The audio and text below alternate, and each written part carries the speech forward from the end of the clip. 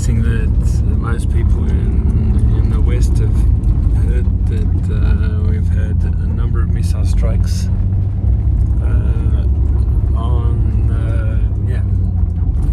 Kiev and on a number of other cities in Ukraine that have resulted in a lot of damage and lives lost.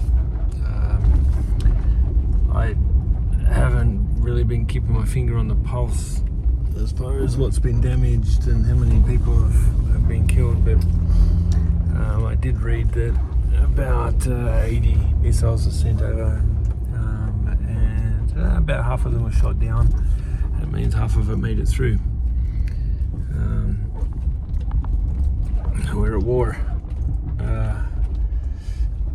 I'm surprised that this hasn't happened more often, to be perfectly honest.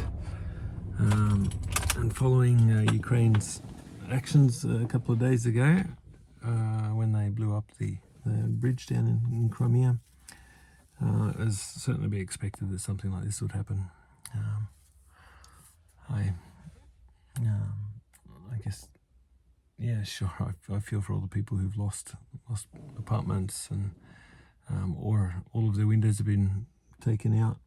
I was just talking to a lady who's staying with us from Nikopol, and that city is continually being targeted, and she said that just next to their apartment block, a rocket had fallen, and along one side, all of the windows had been blown in actually.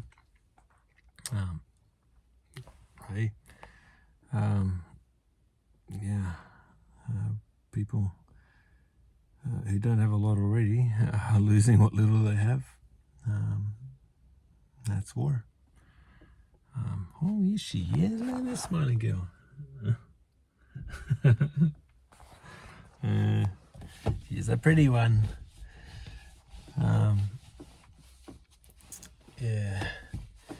So, of course, it hasn't meant much for us here. I just drove past the petrol station. The petrol station's got a long line of cars outside of it again. And that's just a natural reaction of people. Bit of panic.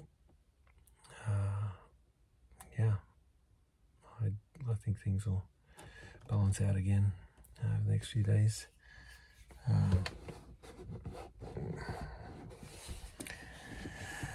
I'm kind of just hanging out for our solar system to get installed just installed. The man who's responsible for putting it all together is at an army base, and it makes me a little bit nervous. The army bases have been targeted today, from what I understand. So I guess on a selfish level, I kind of hope that his doesn't. Today's a work day around the church building. There's a number of people there, ladies that are tidying up and painting and cleaning. Here at home, there's some guys who are working on the structure that we need to get up before we can put in a wood furnace behind the house. Oops. And